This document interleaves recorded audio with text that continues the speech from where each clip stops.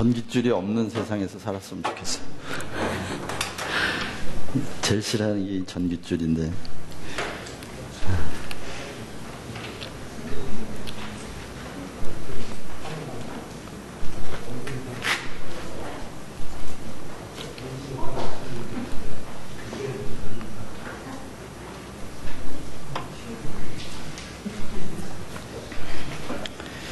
예, 오늘 시작하기 전에 우리 김민주 선교사님 한번 기도해 주시면 감사하겠습니다. 오늘 수업을 위해서 기도 부탁드립니다.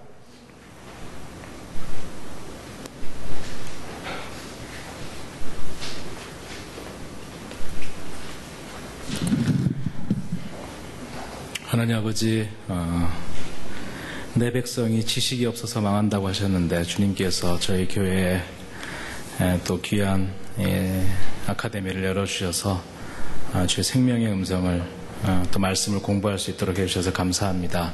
주님, 우리의 모든 신앙과 삶과 우리의 모든 것이 주님 안에 있음을 고백하고 또 주님 안에서 우리가 새롭게 발견되고 참 주님의 마음과 주님의 눈을 가져서 우리가 한 번 사는 인생을 값지게 복되게 또 주의 생명을 전하면서 살아갈 수 있도록 하여 주시옵소서. 그러기 위해서 저희가 잘 집중해서 공부할 수 있도록 도와주시고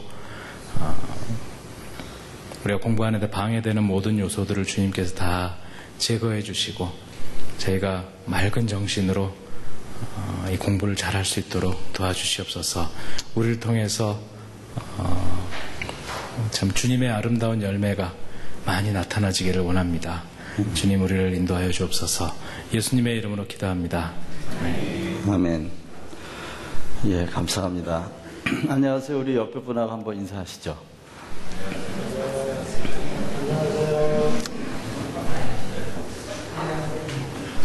예, 오늘은 우리 고린도후서 4장에 있는 말씀을 한번 같이 읽고 시작할까 합니다.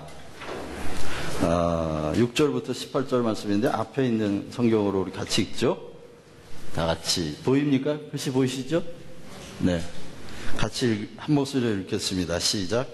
어두운 데서 빛이 비치리라 하시던 그 하나님께서 예수 그리스도의 얼굴에 있는 하나님의 영광을 아는 빛을 우리 마음에 비추셨느니라. 우리가 이 보배를 질그릇에 가졌으니 이는 능력의 심이 큰 것이 하나님께 있고 우리에게 있지 아니함을 알게 하려 함이라.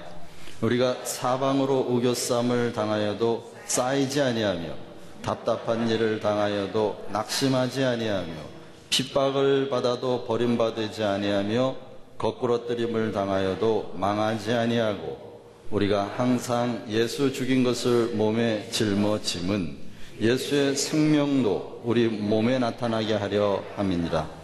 우리가 산자와 항상 예수를 위하여 죽음에 넘기움은 예수의 생명이 또한 우리의 죽을 육체에 나타나게 하려 함이라. 그런즉 사망은 우리 안에서 역사하고 생명은 너희 안에서 하느니라. 기록한 바 내가 믿는 고로 말하였다 한 것 같이 우리가 같은 믿음의 마음을 가졌으니 우리도 믿는 고로 또한 말하노라. 주 예수를 다시 살리시니가 예수와 함께 우리도 다시 살리사 너희와 함께 그 앞에 서게 하실 줄을 아노니 모든 것을 너희를 위하여 하는 것은 은혜가 많은 사람의 감사함으로 말미암아 더하여 넘쳐서 하나님께 영광을 돌리게 하려 함이라. 그러므로 우리가 낙심하지 아니하노니 겉사람은 후패하나 우리의 속은 날로 새롭도다. 우리의 잠시 받은 환난에 경한 것이 지극히 크고 영원한 영광에 중한 것을 우리에게 이루게 함이니 우리의 돌아보는 것은 보이지 않는 것은 영원함이니라. 아멘. 예, 특히 마지막 절 18절 우리의 돌아보는 것은 보이는 것이 아니요 보이지 않는 것이니 보이는 것은 잠깐이요 보이지 않는 것은 영원함이라. 자, 여러분, 이게 복음을 생명처럼 여겼던 사도 바울의 고백입니다. 복음, 그건 보이는 것이 아니라는 거예요. 보이는 건 잠깐이다. 보이지 않는 것이다. 그런데 이 본문에서, 지금 읽었던 이 본문에서 보이지 않는 것이 뭘까요? 보이지 않는 두 가지가 계속 반복됐어요. 뭐죠?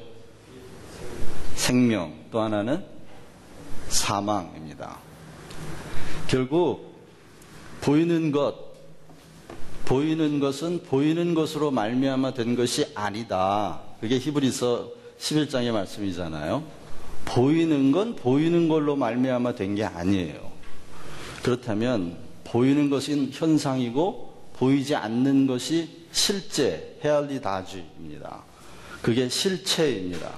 그러나 우리가 너무나 쉽게 그리고 너무나 간단하게 보이는 것이 실체고 보이지 않는 건 뭐 원리 정도지.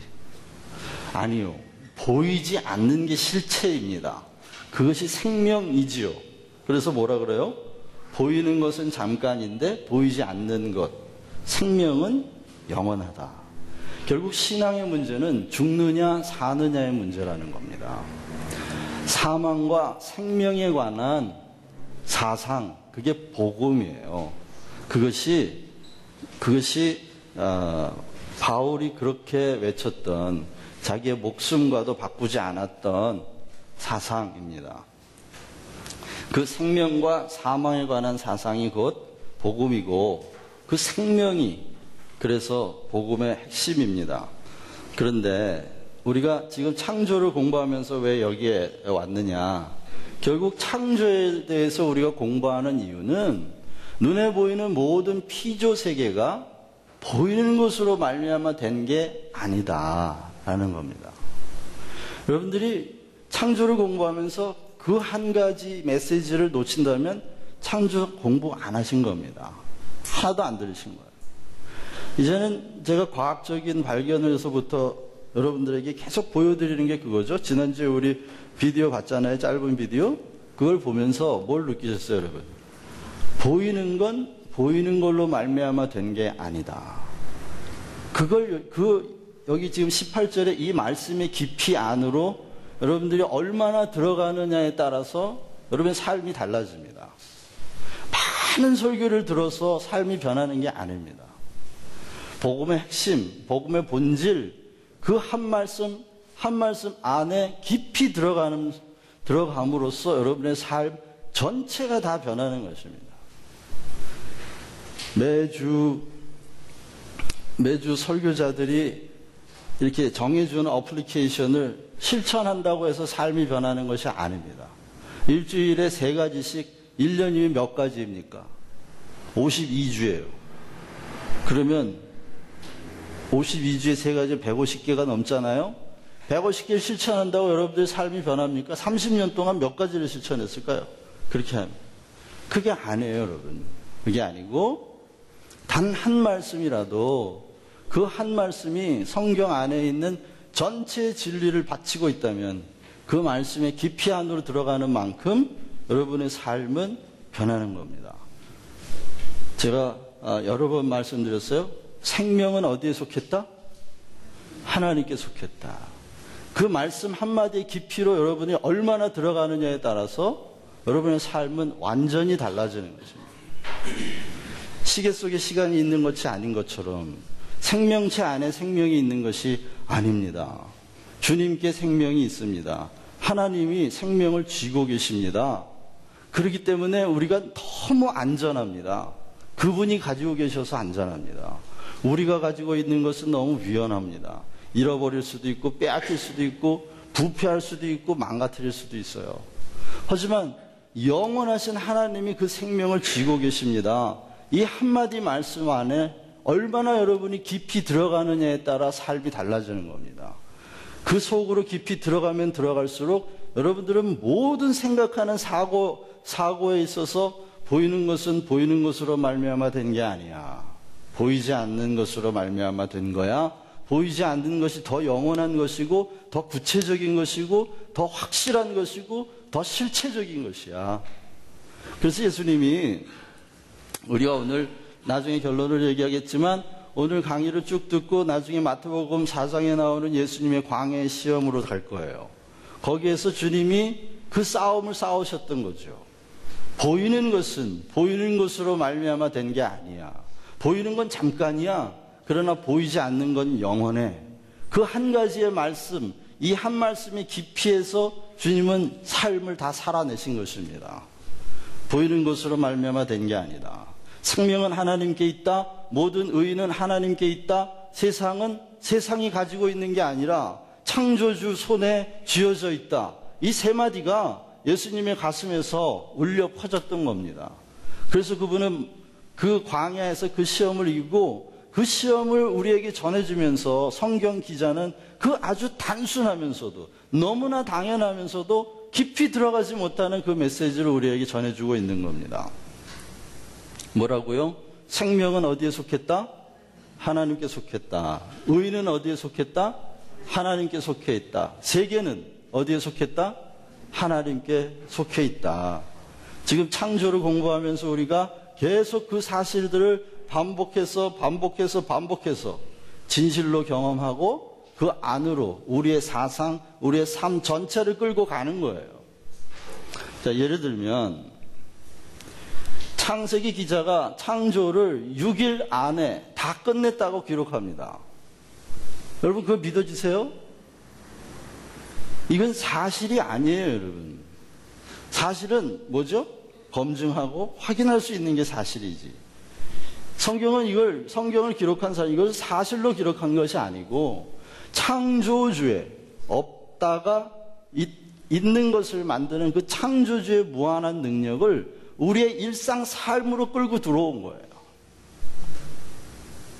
우리의 일상이라고 하는 일주일이라고 하는 삶 속에 창조주의 그 놀라운 능력을 끌고 들어와서 창조주의 그 능력이 우리의 일상과 별개가 아니라는 걸 말하고 싶은 거예요. 별개가 아니다.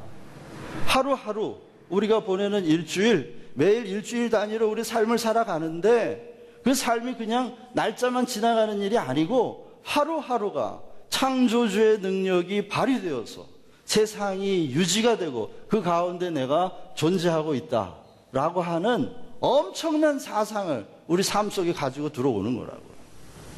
여러분 일주일에 한번 교회 오는 일, 아휴 오늘 또 가야 돼? 그게 아니고 한 주일마다 잊어버리니까 그거라도 기억하라고. 한 주일의 삶이 그저 시간이 지나가는, 자동으로 시간이 지나가는 그런 기계적인 흐름이 아니고 창조주 하나님께서 세심하게 우리의 삶 하나하나를 눈동자처럼 지키면서 보호하시고 하나님의 능력이 발휘되는 현장에 우리가 와 있다는 걸 성경이 첫 장에서부터 말하고 있는 거예요. 이 창세기가 안 믿어집니다. 안 믿어집니다. 안 믿어진다는 질문을 하시는 분의 마음속 그 뇌리에는 이게 사실일까 하는 의심이 그 안에 있다는 뜻이죠. 여러분 이 성경 창세기 1장은 제사장들이, 어느 학자의 말에 의하면 이것은 어느 날 모세가 붓을 들고 하루아침에 써내려간 것이 아니고 히브리인들의, 특히 제사장들이 수백 년에 걸쳐서 하나님 앞에 제사를 드릴 때마다 올렸던 제의 문이다라고 말하는 사람도 있습니다. 그게 무슨 말이냐? 여러분 제사 지내는 거 봤죠? 우리 유교적인 제사는 제사를 지낼 때 또는 제사나 고사를 지낼 때 제문이라는 걸 써서 읽습니다. 제문. 제일 처음에 이렇게 시작하죠. 유세차 모년 모월 모시에 모가 태어나서 어떻게 이렇게 살다가 이제 갔다, 뭐 이런 제문을 씁니다. 그리고 그 조상들에게 이 후손들이 바라는 소망과 이런 것들을 쭉 써가지고 읽습니다. 그런 제문과 같이 고대 히브리들이 하나님 앞에 제사를 지낼 때 이 세상의 기원이 어떻게 됐느냐 하는 것을 신앙으로 고백해드린 이 제의 문이 바로 창세기 1장이라는 거예요. 만약에 우리가 그 사람들이 우리에게 사실을 전해주려고 했다면 이렇게 짧게 한 장 안에, 한 페이지 안에 세상의 완성을 기록할 리가 없어요. 오히려 이 창세기를 쓴 사람들은 가능하면 인간의 상상력이 잘못 발휘돼서 이것이 과학적 사실이거나 아니면 사실이냐 아니냐의 논쟁의 다툼에 휘말려들지 않도록 정제하고 빼고 빼서 가장 중요한 핵심들만 남겨놓은 것이 창세기 1장이에요. 그러니까 이 창세기 1장이 우리에게 얼마나 깊이로 다가오느냐에 따라 창세기 1장부터 시작된 기독교의 복음이라고 하는 사상이 얼마나 깊이 읽혀질 것인가의 그 첫 관문입니다. 창세기 1장을 넘어가지 못한 사람들이 많아요. 기독교 안으로 절대로 들어가지 못합니다. 하나님이 말씀으로 천지를 창조하셨다. 가라사대 그대로 되었다. 말씀도 보이지 않는 거잖아요. 그렇죠? 보이지 않는 하나님의 말씀이 이 보이는 세상의 근간이요, 보이는 세상을 붙들고 있는 원초적인 힘이라고 하는 선언을 창세기가 하고 있는데, 말씀하시면 그대로 된다고 하는 그 전형적인 기독교인들의 이 신앙 고백이 창세기 1장이다.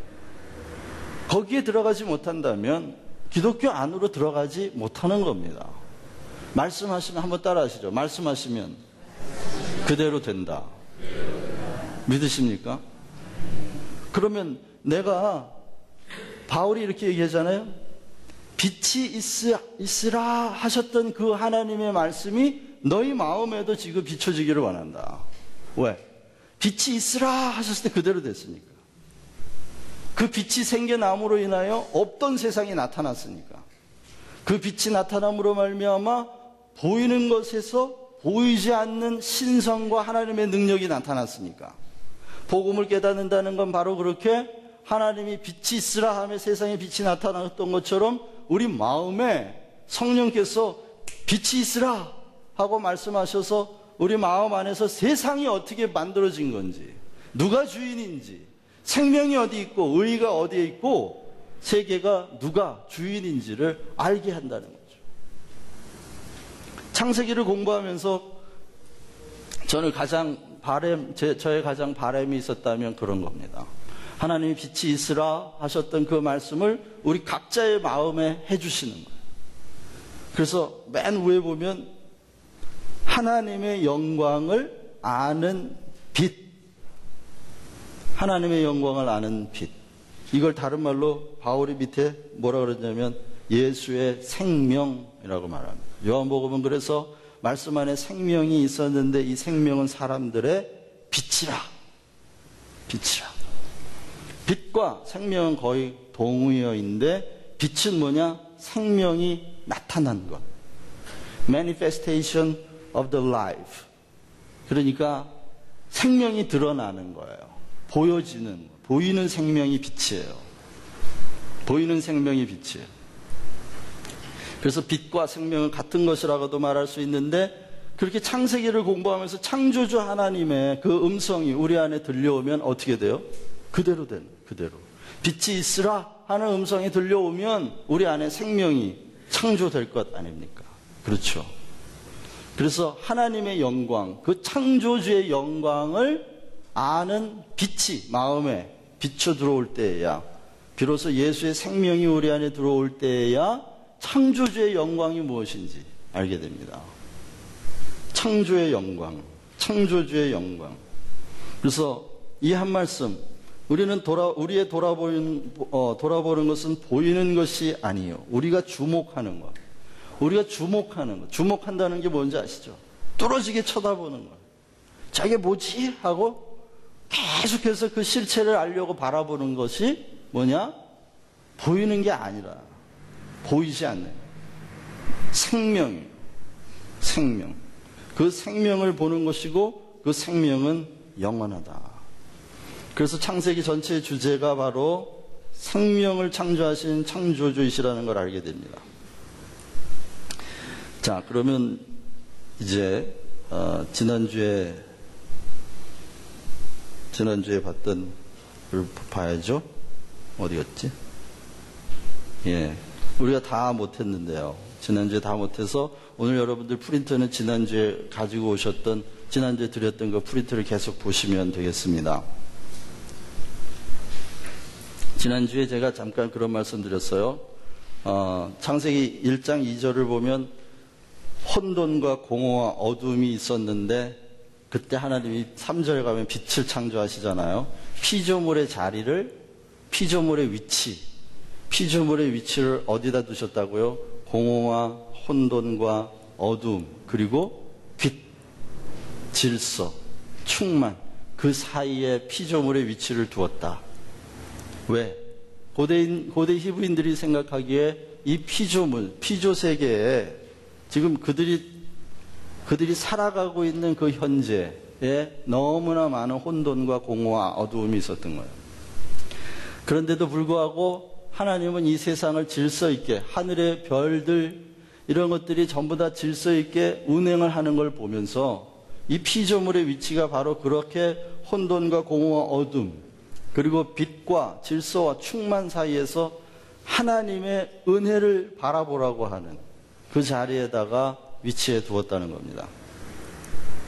그래서 빛을 창조하셨지만 어두움을 제해버리시지 않고 빛과 어두움 사이에서 우리는 매일 아침 햇빛이 떠오르는 걸 보면서 하루하루 빛을 창조하신 창조주의 은혜가 없이는 살 수 없다고 하는 신앙 고백 속에서 하루를 시작하라는 거예요. 나중에 인간에 대해서 얘기하겠지만 인간의 삶의 자리가 어디서 출발을 했느냐? 인간의 삶의 출발이 어디서부터 시작됐죠? 선악을 아는 나무와 생명나무가 있는 에덴 동산에서 시작됐습니다. 그게 무슨 말일까요? 선악을 아는 나무를 먹으면 어떡한다? 죽는다. 다시 말하면 사망의 가능성과 사망의 위기, 그리고 생명나무를 먹으면 영원히 산다. 영원한 영생의 가능성. 그러면 영원한 죽음과 영원한 영생의 가능성, 그 위기 가운데서 인간의 삶은 출발했다고 말하고 있는 겁니다. 이거 창조주의 디자인이에요. 창조주의 디자인이라고 고대 히브리인들이 지금 고백하고 있는 거예요. 그런데 사단은 뭐라 그러죠? 먹어도 안 죽어. 선악을 아는 지식을 네가 가지면 하나님처럼 돼. 죽지 않아.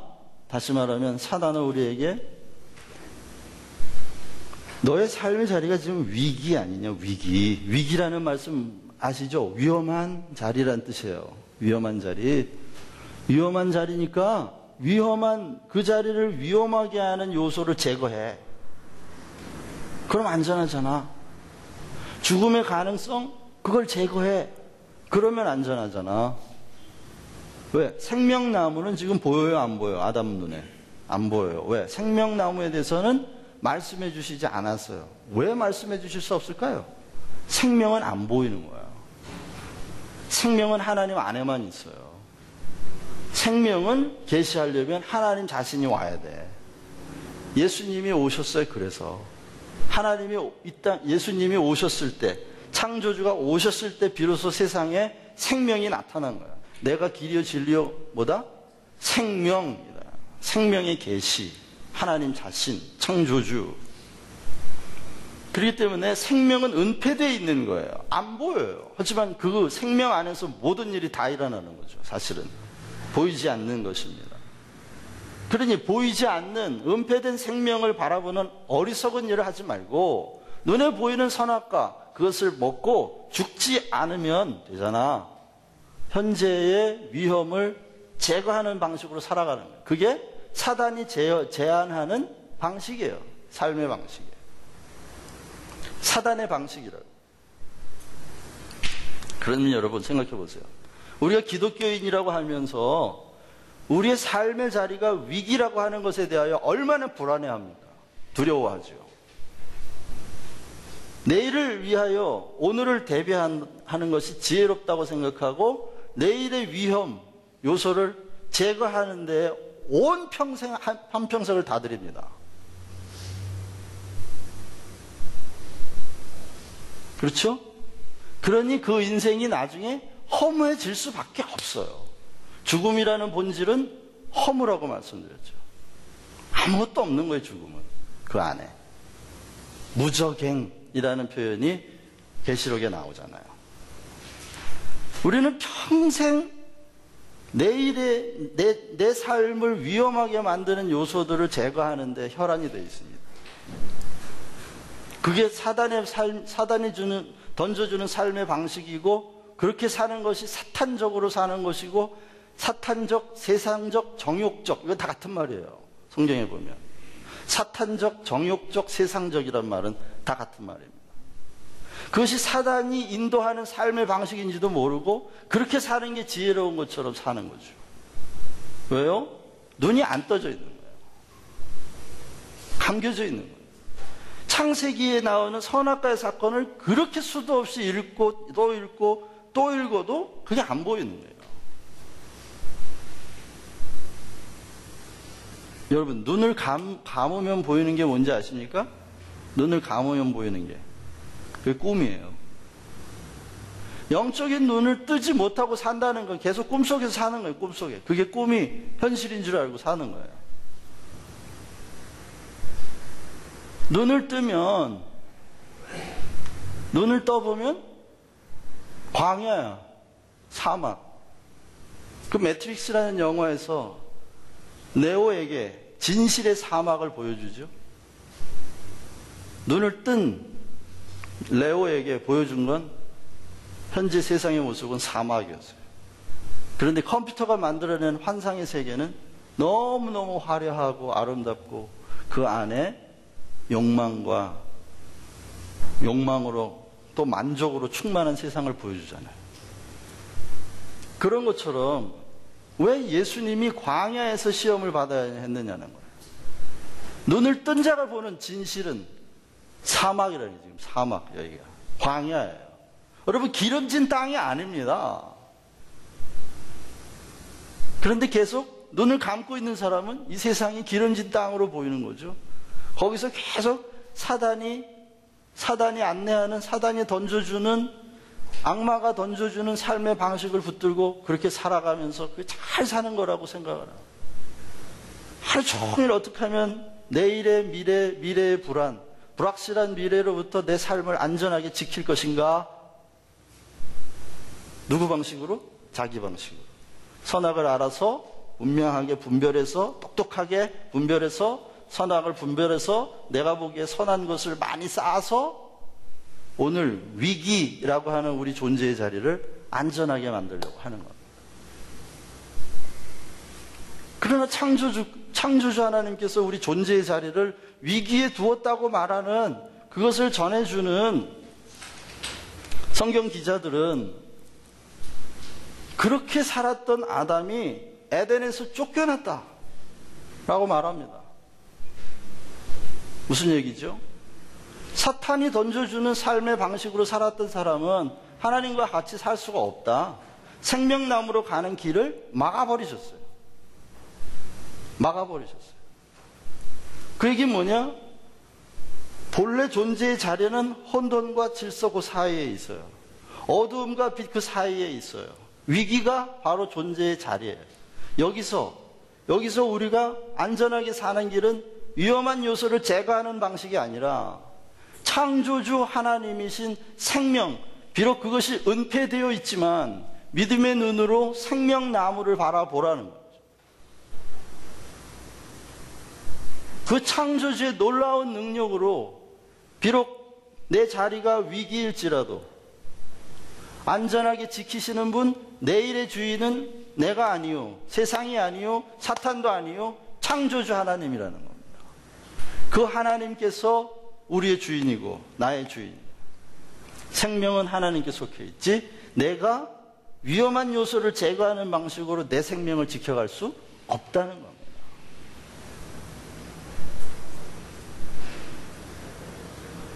그렇기 때문에 우리가 창세기를 공부하면서 그런 신앙들이 우리 마음속에 계속 좀 불타올랐으면 좋겠어요. 정말 성령께서는, 우리 주님은 뭐죠? 불과 성령으로 인쳐주신다. 세례를 주죠. 성령을 받은 사람, 정말 불타오르는 열정으로 진리를 직면하고 진실을 직면하고 살아가는 저와 여러분 되셨으면 좋겠습니다. 이건 싸움이에요, 여러분. 싸움이에요. 인생은 광야다.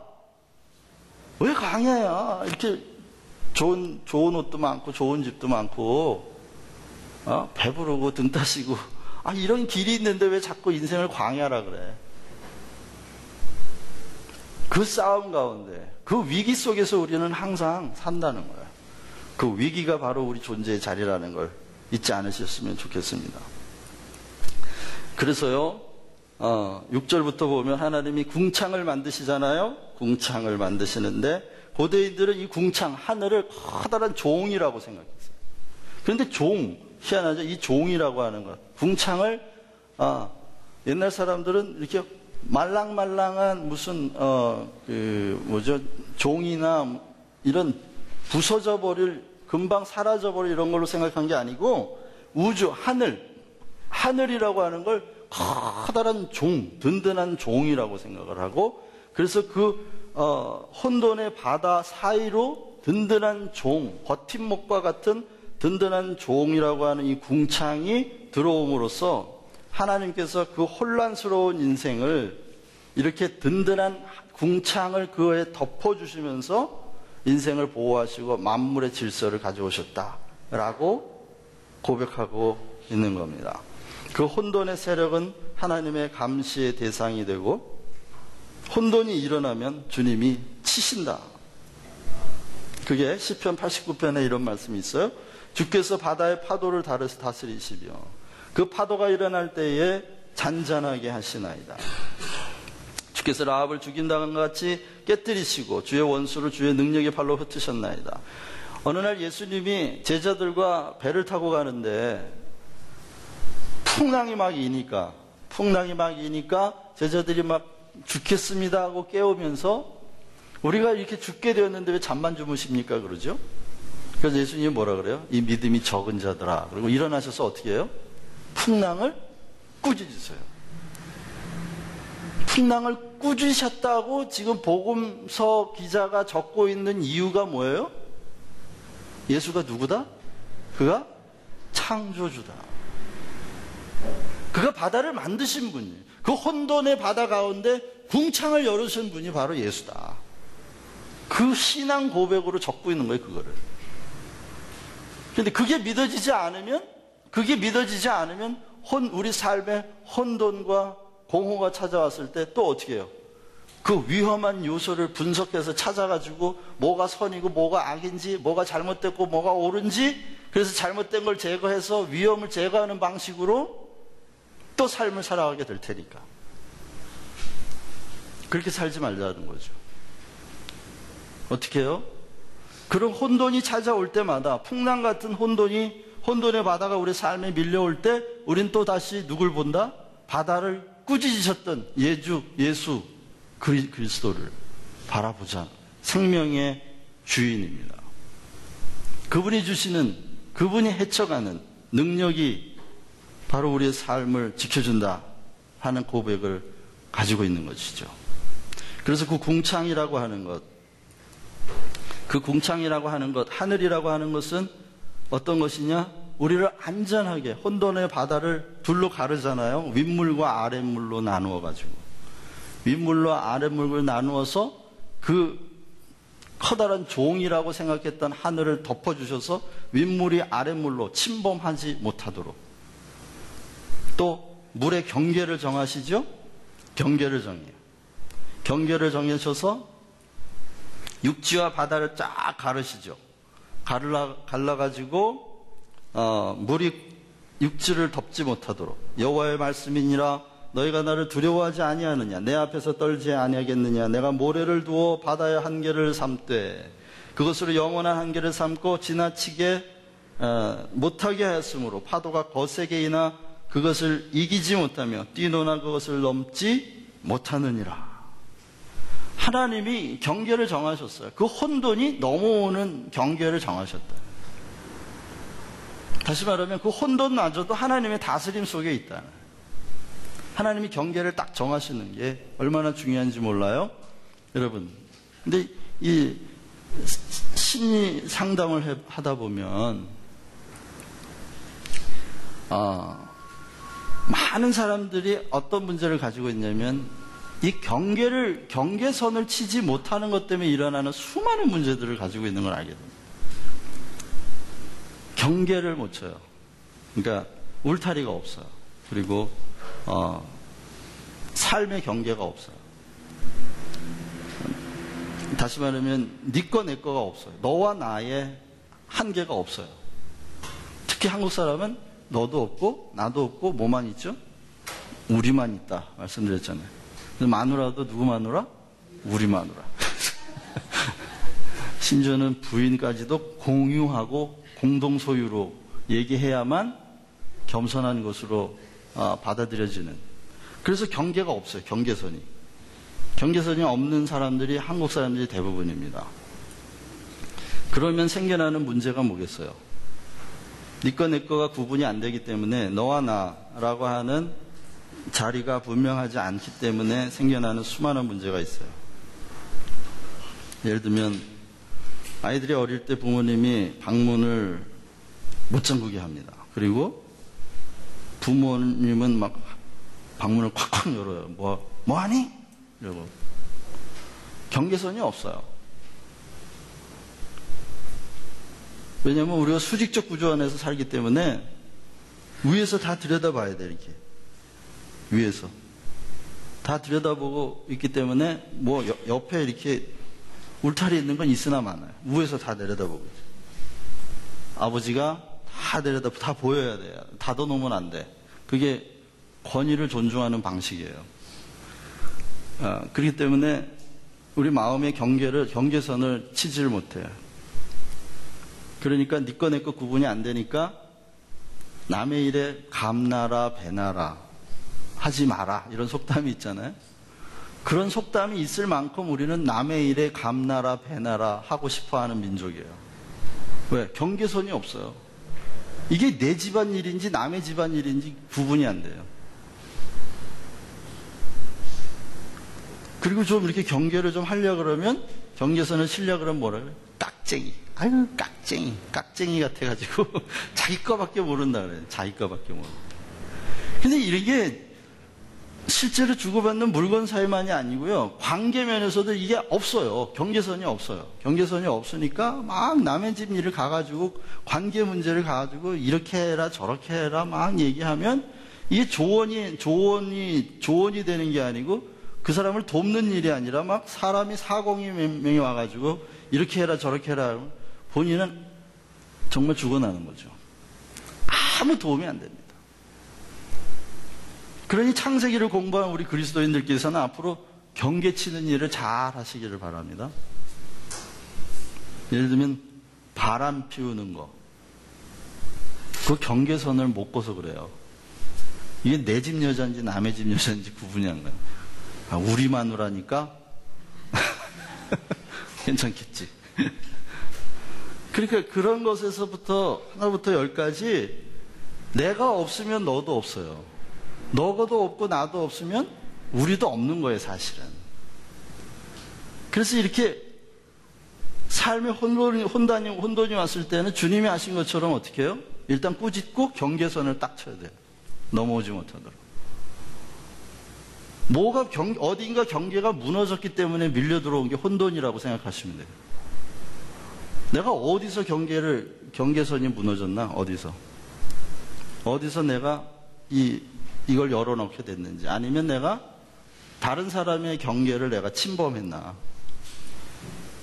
그 경계선이 정신적이고 또 영적으로 아주 건강하게 잘 쳐져 있어야만 우리는 너와 나의 건강한 관계를 통해서 살아갈 수가 있습니다.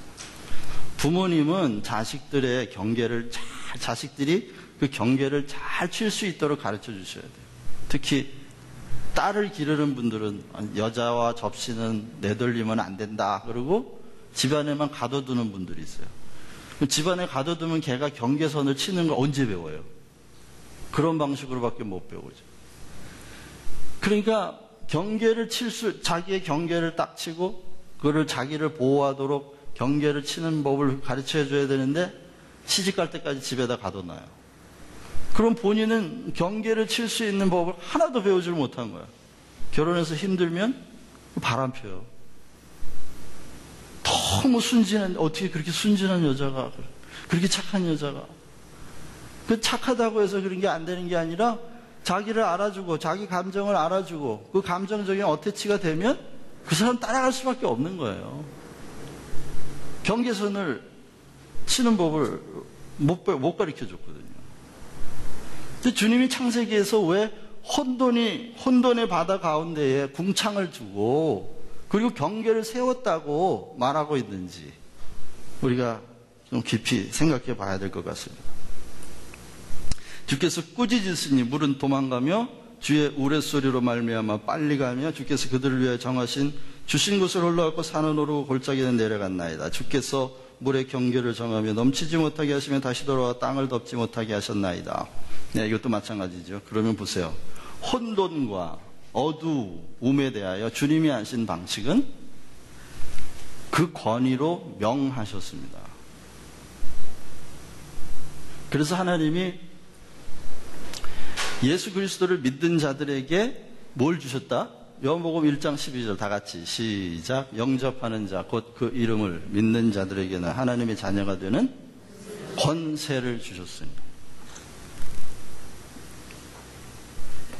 그러면 아들이 되는 권세를 주셨다면 아들의 권세를 주신 거죠. 예수님이 바다를 향하여 꾸짖었던 그 혼돈의 세력에 대하여 꾸짖었던 그 권세, 조금도 모자라지 않는 그 똑같은 권세를 누구에게 주셨다? 믿는 자들에게 주셨다. 근데 그 권위가 뭔지 개념이 없기 때문에 권위를 가지고도 사용을 안 해요. 혼돈이 오면 아이고 큰일 났네 하고 어떻게 위험한 요소를 제거하는데 계속 급해가지고 혼란이 오고 풍랑이 오면 어떻게 돼요? 제일 먼저 내가 누군가를 생각해야 돼. 내가 지난번에도 한번 강의를 드렸는데 자 권세 권위예요. 권위 이게 어디서 나온다고요? 권세에서는 뭐가 나와? 힘이 나와요. 파워가. 그러니까 꾸짖으니까 바다의 그 엄청난 에너지, 풍랑의 에너지가 잠잠해지죠? 엄청난 힘이 나오는 거예요. 그런데 이 권세는 어디서 와요? 권세는 어디서 와요? 기억 안 나세요? 배웠는데 한번. 그러니까 제가 그랬죠. 성경 공부는 무슨 공부다? 개념 공부라고요. 성경 공부 한번 따라 하시죠. 성경 공부는 개념 공부다. 개념이 이해가 안 되면 성경을 볼 때 까막눈이에요. 안 보여 아무것도.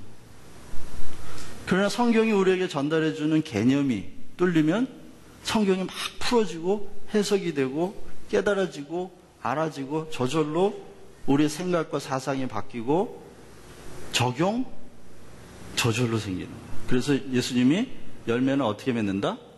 저절로 맺는다. 저절로. 개념이 깨달아지셔야 돼요. 그래서 지금 이렇게 하는 것 개념을 가르쳐 드리는 게 개념. 왜 힘이 권세 앞에 굴복하느냐 하는 거예요. 하나님이 말씀으로 세상을 천지를 창조하셨다. 그래서 예수님이 뭐라 그래요? 요한복음 12장을 보면 아버지의 명령이 영생인 것을 아노라. 명령. 뭘 말하는 거죠? 명령은 권세를 말하는 거예요. 권세.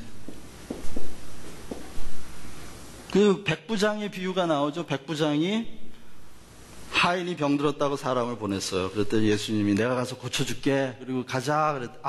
내 집에 들어오는 것을 제가 감당을 못합니다. 저도 부활을 가진 자라. 그냥 여기서 주님이 말씀만 하시면 병이 나을 줄 믿습니다. 그랬더니 예수님이 깜짝 놀라요. 내가 이스라엘에서 이만한 믿음을 본 적이 없다. 그 말은 백부장에게 무슨 개념이 있는 거예요? 권세가 뭔지에 대한 개념이 있는 거예요. 그리고 지금 백부장의 눈에는 예수님이 지금 누구로 보이는 거예요? 권세자로 보이는 거예요. 심지어 질병마저도 복종하는 권세자, 창조주로 보이는 거예요. 그 개념을 가진 사람을 보고 예수님이 뭐라 그래요? 내가 이만한 뭘 가진 사람? 믿음을 가진 사람이 없다. 그럼 보세요. 우리가 믿음을 달라고 기도하고 믿음을 얻기 위하여 교회 오고 기도하고 그 믿음으로 살아야 된다는 걸 알기 때문에. 그럼 믿음의 본질이 뭐예요? 권세가 무엇인지를 이해하는 거예요. 권세가. 그 권세 앞에 모든 물리적인 힘, 영적인 힘들이 다 굴복한다. 근데 이게 어디서 온다고요? 이 권세가? 포지션에서 온다는 거예요. 기억나시죠, 이제? 높은 자리에 있는 사람은 높은 권세를 가진 거예요. 낮은 자리에 있는 사람은 권세가 낮을 수밖에 없어. 그럼 자기의 자리, 자기 포지션이 어딘지 확실하게 알아야 자기 권세가 어느 정도인지 알고 그 권세를 개념이 생기면 어떤 힘도 경계를 삼아 넘지 못한다는 걸 알게 된다. 여러분의 위치가 어디죠? 그럼 하나님의 권세부터 얘기할까요? 하나님의 권세가 가장 큰 이유가 뭐죠? 하나님의 자리가 어디니까? The most high place. 가장 높은 자리에 계시기 때문에 그분보다 더 높은 곳에 계신 분이 없어요. 그래서 그분보다 더 큰 권세가 없는 거예요. 그러면 포지션에 따라서 권세가 정해져요. 그럼 우리의 자리가 어디예요? 우리 자리가? 에베소서 2장 한번 찾아보세요. 빨리. 에베소서 2장.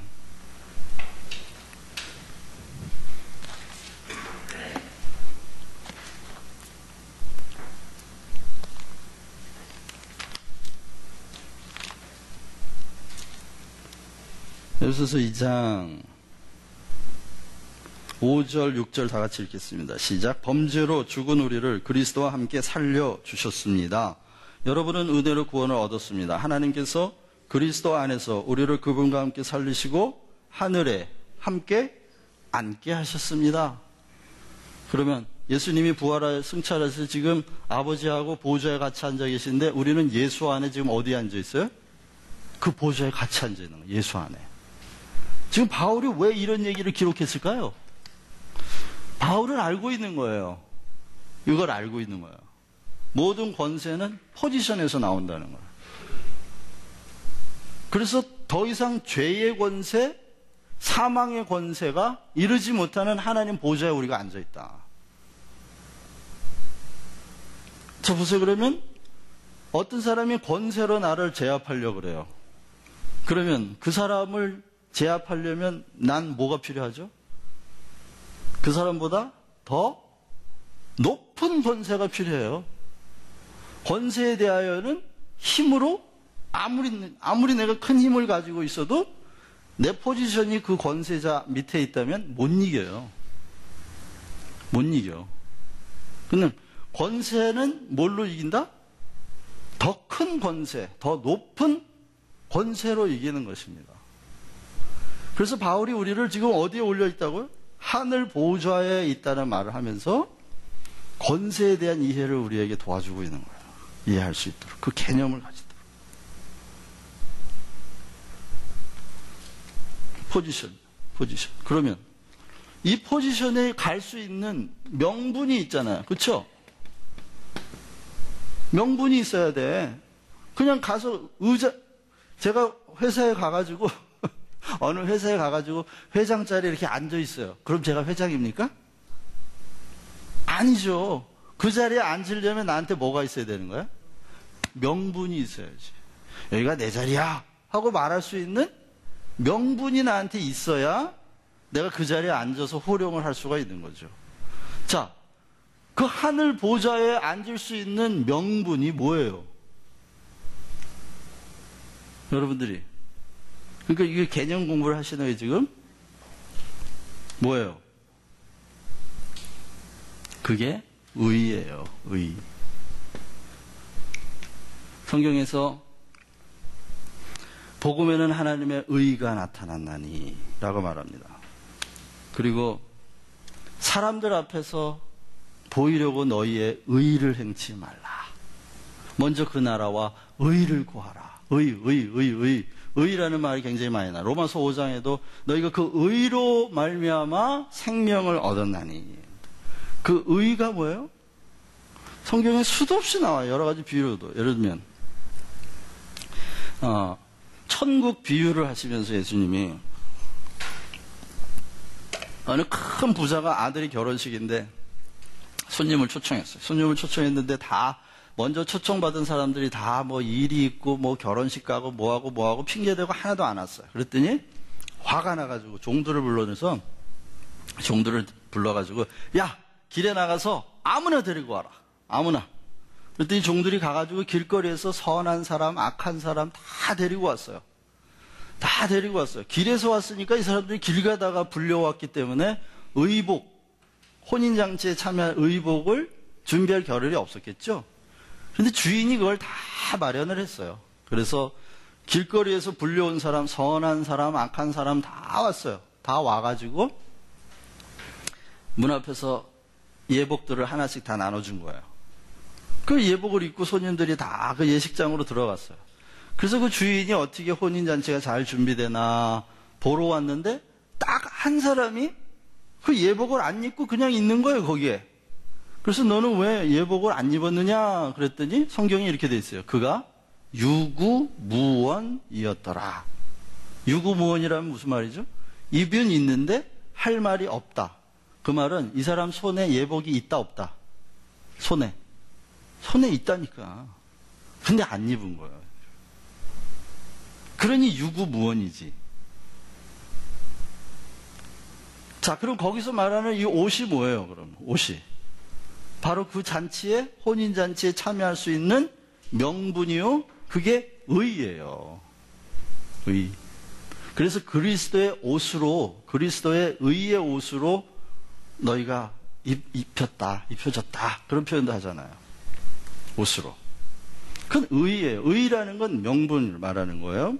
예를 들면 내가 회사에서 아주 이쁜 직원 하나가 있는데 너무 일을 성실하게 잘하고 그러니까 월급보다 더 많은 돈을 주고 싶어요. 그런데 그냥 주면 이거 없이 주는 거잖아요. 그렇죠? 그러면 나중에 소문이 나면 다른 직원들이 그거 불공평합니다. 왜 걔는 이렇게 많이 주고 나는 적게 주고 이럴 거 아니에요. 그렇죠? 그냥 너무 이쁜 거예요. 괜히 이쁜 거예요. 그러면 어떻게 해요? 상을 주고 싶어 하는 거야, 상을 주고 싶어 하는데 뭐가 없어요? 명분이 없으면 명분을 만들어주면 되지. 그렇죠? 명분을 만들어주면 돼요. 어떻게 해요? 아주 손쉬운 심부름을 하나 시키는 거예요. 뭐 은행 좀 갔다 오라든지. 뭐 작은 부탁을 하나 했어요. 그런데 그 작은 부탁인데도 너무 성실하게 그걸 했어요. 그러면 어떻게 해요? 준비했던 상을 이거 했구나. 고맙다. 하고 그 상을 주는 거예요. 자, 그런데 이 사람이 주인의 마음을 모르고 아니 그까지 심부름을 나한테 시켜? 그리고는 자기보다 더 아래 쫄개한테 그 심부름을 시켰어요. 그러면 이 사람이 상을 받을 수 있어요, 없어요? 못 받지. 명분이 없어지는 거야. 그 명분이 누구한테 갔어요? 쫄개한테 갔어. 그럼 준비된 상은 누구한테 가? 그 쫄개한테 가는 거예요. 히브리서를 보면 이렇게 돼 있어요. 믿음이 있는 자는 두 가지를 믿어야 되는데 하나는 그가 계신 것과 다시 말하면 하나님이 존재한다고 하는 사실을 믿어야 돼. 두 번째는 그가 뭐 주시는 분? 상 주시는 분임을 믿어야 할지니라. 그런데 하나님이 상을 거저 주시려고 마련을 하셨어요. 그게 영생이고 천국이고 구원이에요. 그런데 그 상을 받을 명분을 가진 사람이 이 땅에 있다 없다? 한 사람도 없어. 그래서 로마서 3장에는 의인은 없나니 한 사람도 없다. 다시 말하면 그 상을 받을 만한 명분을 가진 사람이 하나도 없다는 거예요. 그래서 그 영광에 이르지 못한다. 무슨 영광? 상을 받는 영광에 이르지 못한다. 사람들이 상 받으면 꼭 그런 말 하잖아요. 이 영광을 아버지께, 어머니께. 자기가 가지고 있는 명분에 비하여 상이 너무 넘치는 거예요. 그러니 영광스러운 거죠. 그냥 자기는 매일 최선을 다해 열심히 운동을 했을 뿐인데 가서 1등이라고 하는 명분을 딱 받고 나니까 엄청난 상이 주어져요. 뭐 현금 몇 억, 뭐 평생 뭐 그럴 때 뭐예요? 이 영광을 어디다 돌린다. 하나님이 상 주시는 분이에요. 상을 주시려고 그래서 이 명분을 만들어 주는데 이유는 상을 주시는 거예요. 상을 주시려고. 그러면 상 주시는 것도 은혜, 이 명분을 주시는 것도 은혜죠. 은혜예요. 그래서 이 명분을 주시는 일을 뭐라 그래요? 칭의다. 칭의, 의롭다, 칭하시는. 칭의다. 그래서 그 칭의, 다시 말해 하나님이 주시는 이 의를 받아들인 사람은 상 받을 자격이 있는 거죠. 그래서 로마서 10장에 보면 마음으로 믿어 의에 이르고, 마음으로 믿어 의에 이르고, 입으로 시인하여 상을 받느니라. 그렇게 말해도 돼요. 입으로 시인하여 구원을 받느니라. 구원함을 받느니라. 자, 그런데 그러면 마음으로 믿어도 상을 못 받는 경우도 있겠네요. 입으로 시인하지 않으면. 입으로 시인한다는 말이 무슨 말일까요? 입으로 시인한다. 마음으로 믿었다고 하는 걸 입술로 고백하는 거예요. 그런데 그 결과가 어떻게 될지, 로마서를 썼을 당시에 로마의 상황이라는 건 그때 세상의 주인은 누구였죠? 세상의 주인은 시저, 황제였단 말이죠. 그런데 시저가 주는 명분, 시저가 주는 의로만 로마의 시민으로 살 수 있어요. 거기서는. 그런데 그래서 서로 만나면은 하이 시저 이렇게 인사를 해야 돼. 시저는 나의 주인이십니다. 그런데 그렇게 안 하고 내 주인은 그리스도입니다 라고 입술로 시인할 때 그 사람은 로마 시민권을 박탈당하고 끌려가서 죽을 수 있는 결과가 있다는 거죠. 그러니까 고백을 한다는 말은, 입술로 고백한다는 말은 나의 은밀한 데 가서 이렇게 전화해가지고 전화로, 은밀한 데 가서 전화로 예수님은 나의 구주입니다 그리고 탁구 오는 게 아니고 그렇게 오는 게 아니고, 입술로 고백한다는 말은 나의 일상의 모든 면에서 주님이 주인이라는 걸 고백한다는 뜻이에요. 그러면 구원을 받는다. 상, 다시 말하면 구원의 실제.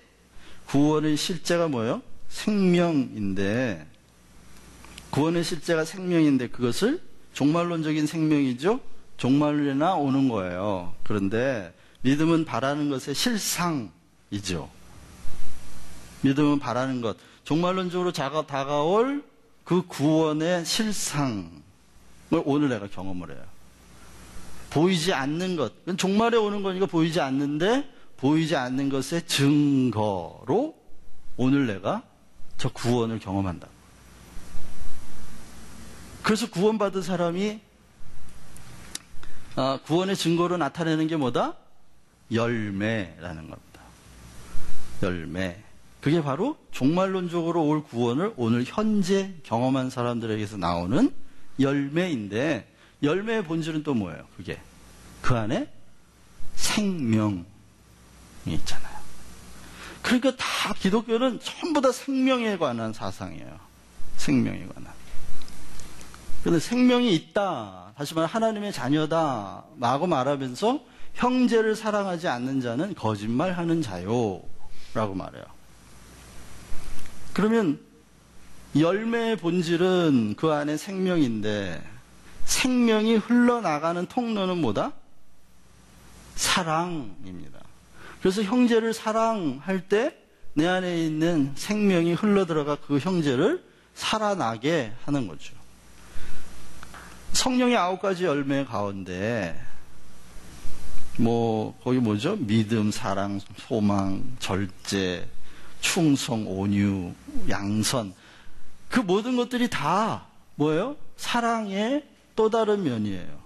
사랑의 또 다른 면이고, 사랑의 맛이라고도 할 수 있는데, 어떤 분은 과일의 8가지, 사랑이라고 하는 과일의 8가지 맛이다 이렇게 얘기하시는 분도 있는데, 어쨌든 그 모든 것들이 다 열매예요. 열매인데 열매의 특징은 그 안에서 생명이 흘러간다.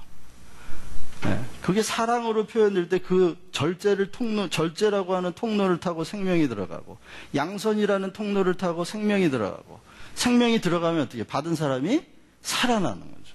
살아나요. 소망이 없던 자가 소망을 가지면 살아나죠. 사랑받지 못하던 사람이 사랑을 받으면 살아나죠. 살아나게 하는 건 누가 하는 거예요, 그러면? 다 생명이 하는 일이죠. 생명이 그 일을 하는 거예요. 그래서 성령의 법, 그러니까 성령의 열매인데, 그게 성령의 열매를 맺게 하시는 분은, 맺게 하는 원리는 성령의 법이고, 그것을 맺게 하시는 분은 성령이신데, 그리고 성령이 뭘 갖고 오니까? 생명을 가지고 오니까. 그게 로마서 5장 5절이잖아요. 성령이 오셔서 생명을 가지고 오셔요. 그래서 성령의 법을 생명의 성령의 법이다, 이렇게 말하죠.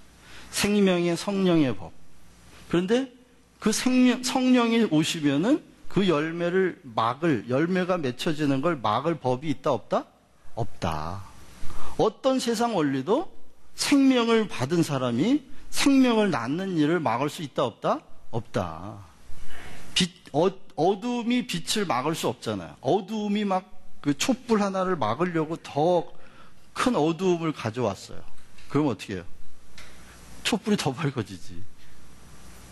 그런 것처럼 생명을 막을 사망이 없다. 뭘 보시나? 그런 거예요. 그런 원리들이 성경 안에 이렇게 있기 때문에 여러분들이 개념을 계속 공부하셔야 돼요. 개념 공부를 안 하면 복음을 맨날 들어도 그게 그거 같고 감이 안 잡히는 거죠. 그래서 권세를 얘기하면서 중요한 의의를 얘기했어요. 왜? 성경 안에 이 의의가 핵심이에요. 복음의 핵심. 그런데 이 의의를 두 가지 의의로 얘기하죠. 하나는 하나님이 주시는 의의, 하나는 자기의의. 자기의의. 그런데 자기의의는 사단이 주는 방식으로 사람들에게 인정받아야 돼. 사람들에게 인정받아야 돼. 그러니까 어떻게 해? 자기의의를 만들려면 사람들에게 인정을 받고 사람들에게 보여야 돼. 보여야.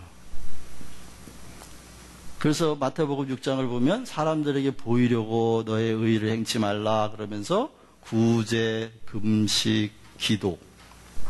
구제, 금식, 기도를 얘기해요. 예를 들어서 사람들에 보이려고 구제하지 말고 금식하지 말고 기도하지 말고 어디 가서 하라고요? 다 은밀한 데 살아. 은밀한 데서. 어떤 사람이 열심히 은밀하게 이걸 잘했어요. 잘했는데 꼭 교제하는 자리 가지고 내가 3일을 금식했더니 말이야. 안 보이는 데서 잘했는데 그거 보이고 싶어가지고 입이방정이야. 입에서 그냥 내가. 그러니까 은밀한 데서 하면 안 보이게 하면 은밀한 곳을 보시는 아버지가 상을 주실 텐데. 그런데 사람들에게 보이려고 해가지고 이 사람이 받을 상이 있다, 없다? 없다. 근데 이 상이 뭐냐? 여기 하나님의 나라거든요. 그래서 예수님이 마태복음 6장에 맨 끝에다가 먼저 그 나라와 의를 구하라. 그러면 그 의가 있는 곳에 하나님이 주시는 의가 있는데 하나님 나라가 있는 거예요. 거기에. 이게 바로 상이에요. 상. 하나님의 나라를 상으로 주시려고. 먼저 그 나라와 의를 구하라. 하나님의 나라라고 하는 상을 구하려면 하나님이 주시는 의가 있어야지. 그럼 이 구체적인 하나님 나라의 의가 뭘까요? 이게 예수예요. 예수님이 의야. 예수님이. 그래서 예수님을 믿고 받아들이면 저 의를 받아들인 거예요. 근데 왜 이게 창세기하고 그런 무슨 소용이 있느냐? 창세기 때 아담이 있었죠? 아담이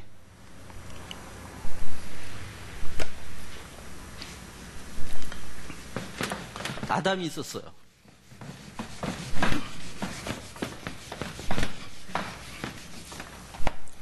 여기 하나님이 계시고 만물을 지으셨어요. 만물을 지으셨어요. 근데 6일째 되는 날 아담을 만들었어요.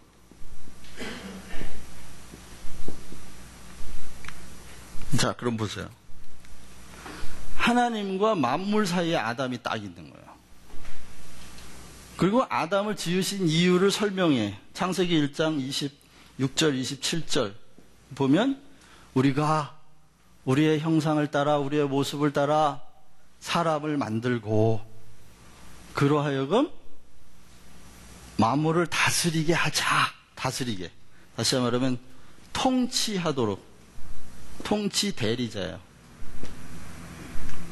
자, 그러면요. 아담이 하나님의 통치, 세상을 만물을 다스리는 통치 대리자가 됨으로써 만물은 드디어 뭐가 생겼느냐? 만물의 존재 이유가 생겨난 거예요. 아담이 없을 때는 만물은 그냥 생겨난 거예요. 생겨난. 누가 만들어 달래? 이러고 있는 거예요. 네, 만물이. 그러고 있는 거예요. 그런데 만물을 다스리는 아담이 딱 등장하고 나니까, 아담이 이렇게 말하는 거예요. 너희들은 왜 존재하느냐? 하나님께 순종해야 돼.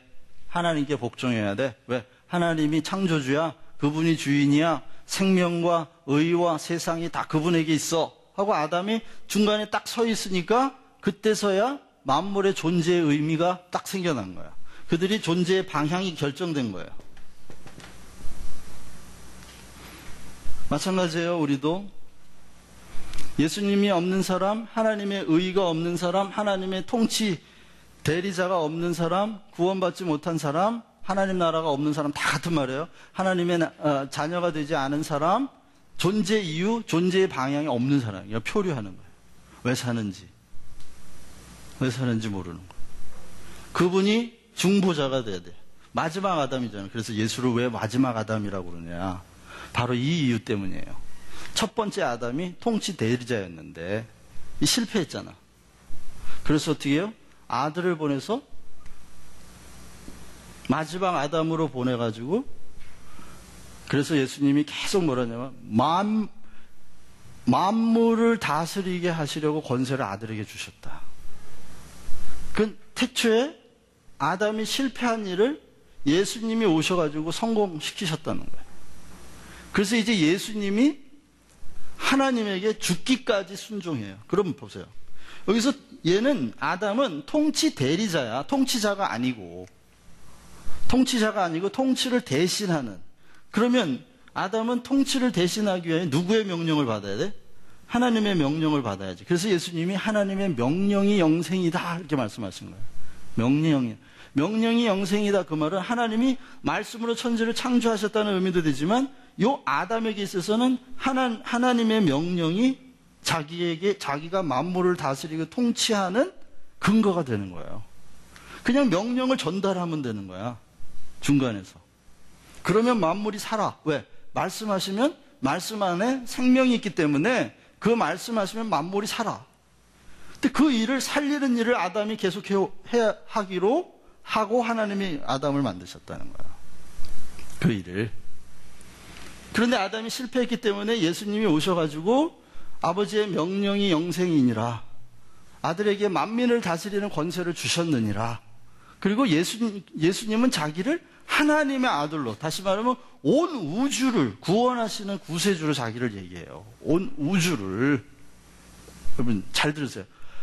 온 우주를, 인류를 나만이 아니고, 그리고 우리가 예수 그리스도를 믿는다는 말은 온 인류를 구원하시는 하나님을 믿는 거예요. 온 인류. 그럼 나와 내가 믿거나 안 믿거나 나의 구원은 어디와 연결되어 있어요? 온 인류와 연결되어 있다고. 믿거나 안 믿거나 이제 예수 그리스도 안에 있는 사람의 운명은 말씀과 결탁되어 있어요.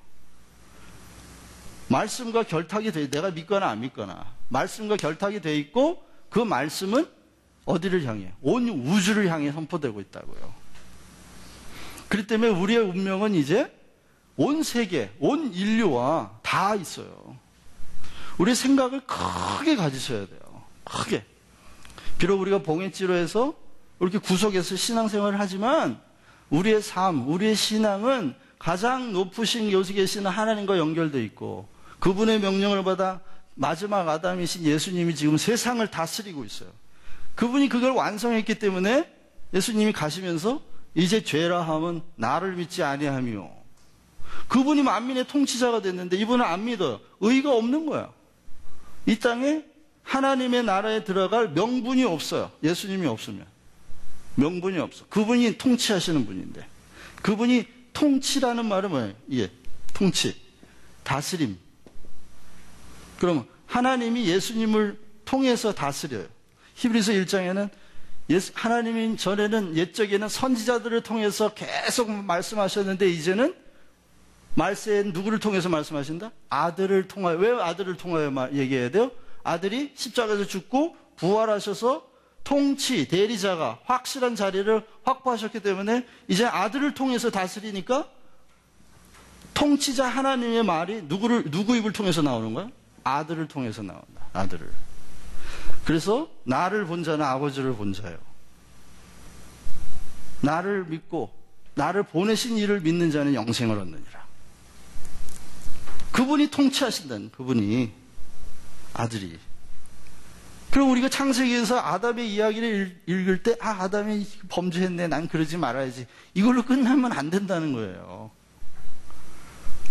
그게 아니고 아담의 자리가 어디였냐. 그러면 왜 성경은 예수님을 마지막 아담이라고 말하는지, 창세 때 일어났던 범죄 사건의 의미는 뭐냐, 그리고 예수 그리스도가 십자가에서 죽고 부활했다고 하는 의미는 뭐냐. 십자가에서 죽은 것은 하나님이 상을 주기 위하여 그 명분으로 의의를 주시려고 하는데, 인간이 이 의의를 받을 수 없는 이유가 있어요. 그게 뭐예요? 그게 죄야. 죄가 있으면 의의를 받을 수가 없어. 그렇기 때문에 이 죄를 제거하셔야 했어요. 그게 십자가예요. 그런데 십자가에서 죽고 부활하셔서 이 의의가 생겨난 거예요. 그래서 예수님이 바로 명분이 되셔서 이제 죄가 제거된 사람은 예수님을 받아들일 수 있는, 예수님을 받아들이는 동시에, 십자가를 받아들이는 동시에, 십자가에서 예수님이 내 이름으로 죽었다는 게 믿어지는 동시에 그 사람 안에는 죄가 사라지고, 이제 예수님과 함께 부활의 약속을 받으면서 하나님 나라의 명분이 왔고, 그 명분을 따라 종말에 올 구원 나라를 살리는 거예요. 그래서 아들을 믿는 자, 아들을 믿는 자를 마지막 날에 살리는 것이 아버지의 뜻이니라. 마지막 날이 뭐예요? 그게 종말이에요. 종말론적인 끝이에요. 그럼 지금은 이 사람이 뭘 가지고 있는 거예요?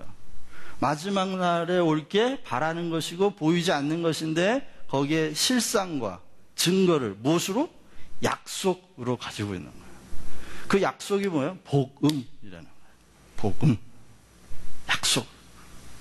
그래서 그 생명의, 지금 우리가 누리는 생명의 실제, 구원의 실제는 뭐 안에서 누리는 거예요? 약속 안에서. 복음 안에서.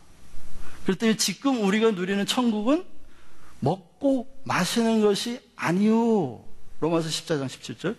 먹고 마시는 것이 아니요. 성령 안에서 의와 평강과 희락이니라. 성령이 나를 인쳐 이 의라고 하는, 하나님의 의라고 하는 명분을 가지고 있기 때문에 이 사람은 영생을 가졌다라고 말합니다. 내 살을 먹고 내 피를 먹는 자는 영생을 가졌다는 게 뭐예요? 예수 그리스도가 의인데 그 의의 살과 피를 먹었어. 의를 먹었다고. 이제 명분을 가졌다. 그 말은 영생을 손에 쥐고 있는 거나 마찬가지다. 그 말이에요. 그게 종말론적으로 오지만 지금 명분을 가지고 있죠. 그럼 명분을 가지고 있는 사람은 아까 말씀드렸죠. 회사에 들어가서 명분이 있는 사람은 그 자리에 앉을 수 있다는 거예요. 앉을 수 있어요. 그래서 봐요. 하나님 나라는 종말론적으로 끝에 오는데 그 나라의 실제, 의, 명분, 그게 어디에 들어있어요? 이름, 예수 그리스도의 이름 안에. 그 이름을 가진 자에게는 권세, 다시 말하면 통치하는, 다스리는 그 본질이 권세잖아요. 권세를 지금 가지고 있다. 그럼 내가 하나님 나라를 경험한다는 게 뭐예요? 하나님 나라를 내가 경험한다는 말은 나에게 주신 권세를 사용하는 거예요. 그 권세 안에 하나님 나라의 실제가 들어있다니까요. 아직 오지 않았지만 권세를 받음으로써 이미 와 있는, 아직 오지 않았지만 이미 와 있는. 그러니까 여러분, 하나님의 나라는요, 다른 걸로는 절대로 경험이 안 돼요. 뭘로요? 여러분이 가지고 있는 권세를 사용할 때 드러나는 실제가 하나님의 나라예요. 하나님의 나라는 하나님의 다스림, 통치하심이잖아요. 그 본질이. 그렇죠. 그러니까 신앙을 생활을 한다는 말은 저 권세를 사용하는 거예요. 권세를. 혼돈과 무질서와 아픔과 고통이, 악이 밀려 들어올 때 우리가 먼저 생각해야 돼. 우리가 어디에 있나? 예수 안에 있다. 예수 안에 어디? 하늘 보좌. 거기서 나오는 권세. 그 권세는, 권세 앞에 모든 힘이 굴복한다. 근데 이게 이제 문제죠. 그렇게 했는데요, 목사님. 안 되던데요. 그렇게 했는데요. 통장이 맨날 바닥인데요. 돈이 순종을 안 하네요.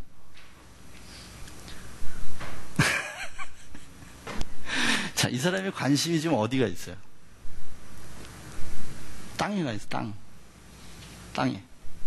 현실적인 빵을 얻는데 그 권세를 지금 사용하려고 그래요. 그런데 하나님의 나라는 먹고 마시는 것이 아니요. 성령 안에서의 의와 평강과 희락이니라. 자, 한번 보세요. 예수님이 그래서 광야에서 이제 광야 얘기를 하고 마칠게요.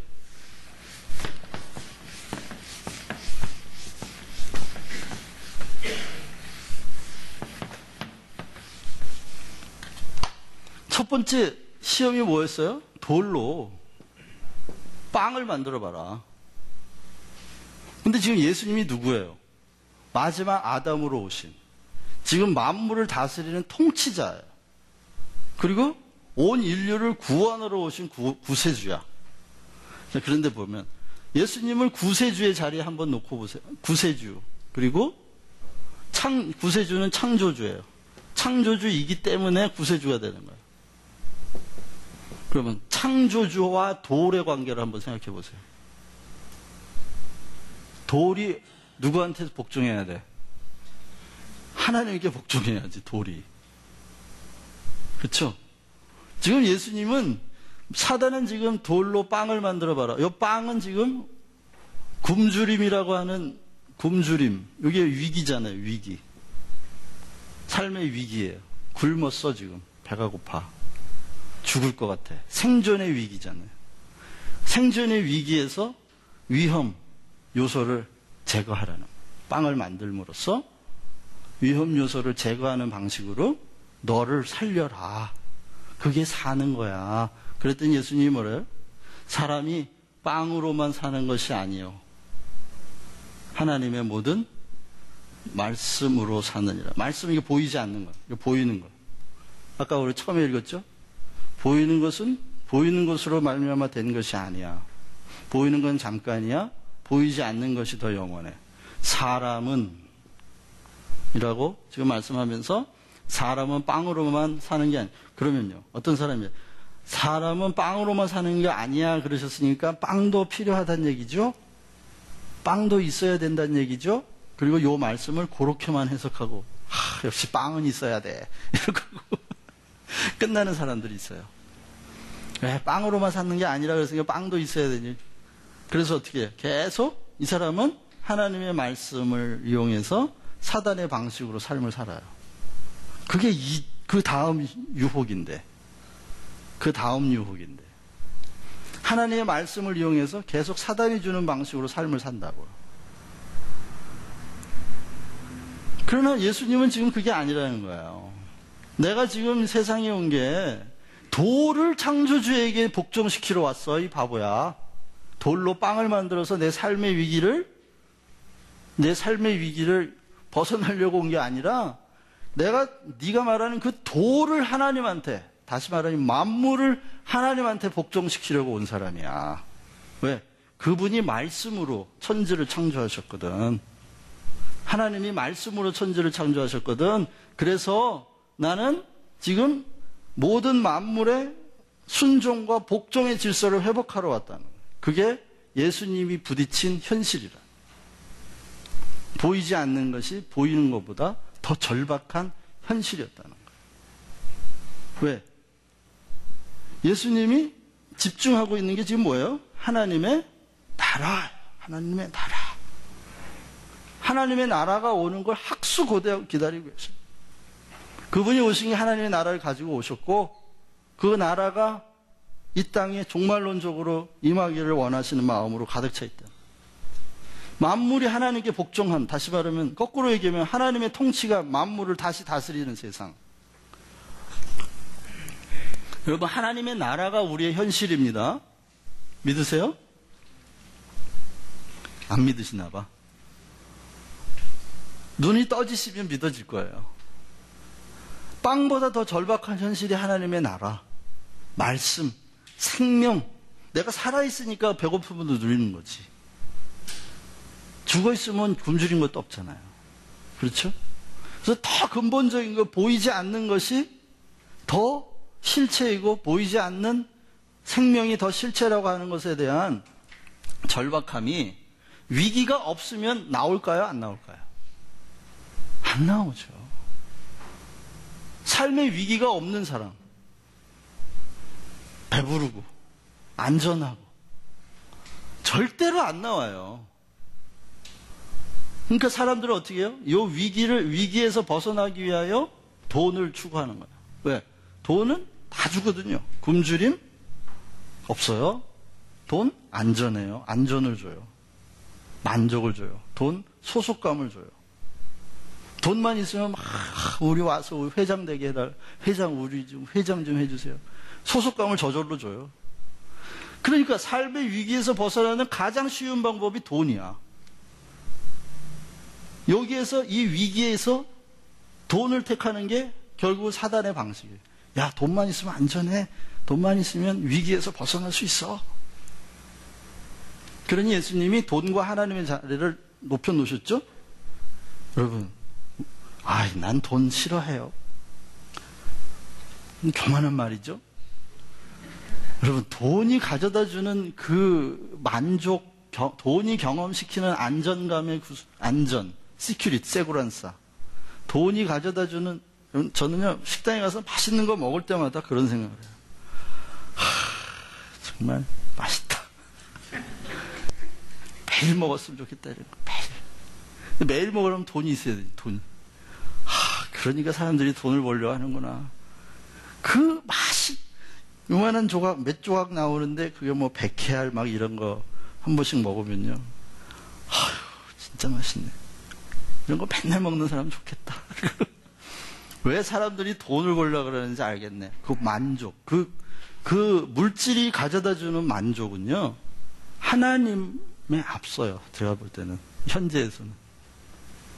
하나님이 주시는 만족감보다 물질을 통해 우리 몸이 느끼는 그 만족감은 굉장한 거예요. 이거 우습게 보면 안 돼요. 저는 뭐 돈 싫어요. 아니요. 돈은 싫은데 자동차는 좋지. 좋은 차 타는 거. 그게 그 말이거든, 사실은.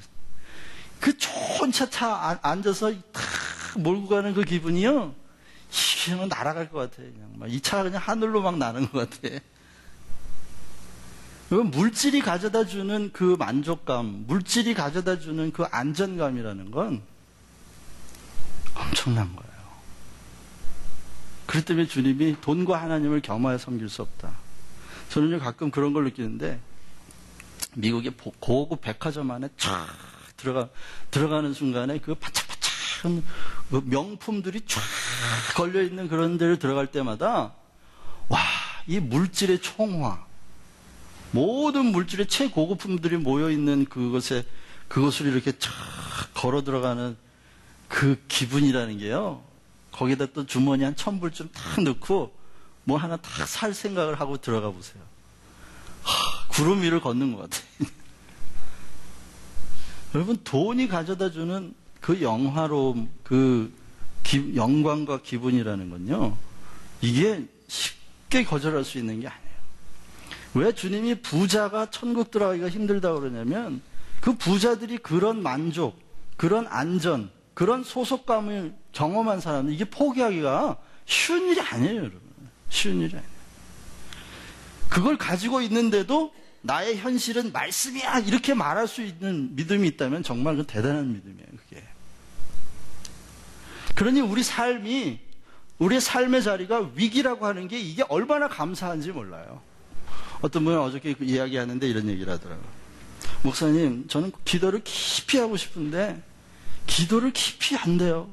그래요? 기도를 하면 어떠신데요? 그랬더니 기도를 하면요 그렇게 마음이 불안하고요, 기도를 하면요 그렇게 불쌍한 사람만 생각나고요, 좀 이렇게 기도 깊이 들어가지고 평안한 호수에 있는 뭐 그런 마음을 좀 경험하고 좀 왔으면 좋겠는데, 그래서 제가 그랬어요.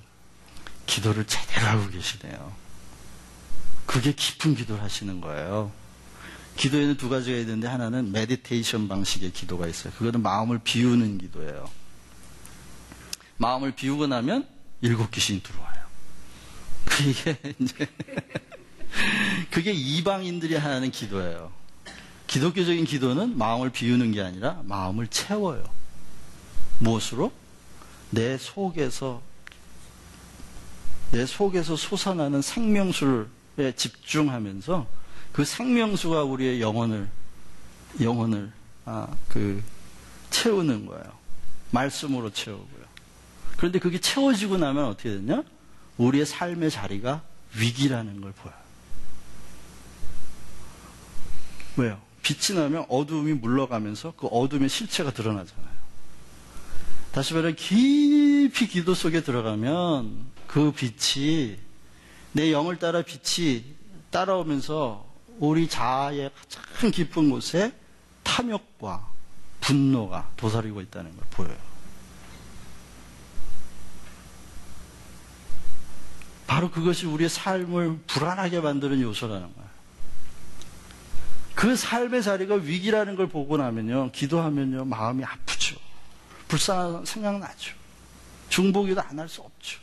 눈물이 나죠. 내 삶이 위기이기 때문에 난 위기에 있지만 내가 할 수 있는 건 아무것도 없어요. 내 삶을 안전하게 만들 수 있는 사단의 방식을 거절하고 나면 할 수 있는 게 아무것도 없어요.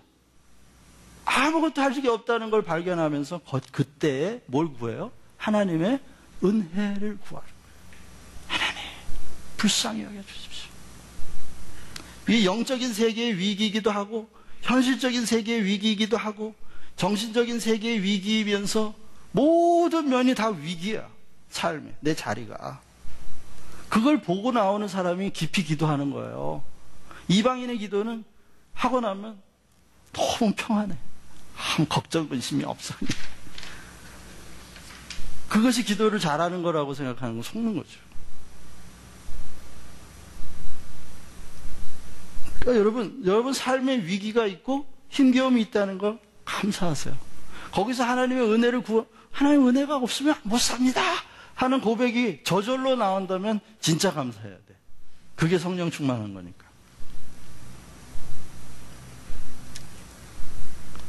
두 번째 유혹은 뭐였냐면, 네가 그래?